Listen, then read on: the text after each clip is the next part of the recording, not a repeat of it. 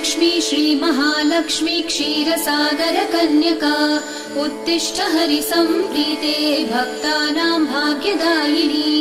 श्रीलक्ष्मी श्रीमहालक्ष्मी क्षीरसागरकन्यका उत्तिष्ठ हरिसम्प्रीते भक्तानां भाग्यदायिनी। उत्तिष्ठोत्तिष्ठ श्रीलक्ष्मी विष्णुवक्षस्थलालये उत्तिष्ठ करुणापूर्णे लोकानां शुभदायिनी। उत्तिष्ठोत्तिष्ठ श्रीलक्ष्मी विष्णुवक्षस्थलालये उत्तिष्ठ करुणापूर्णे लोकानां शुभदायिनी।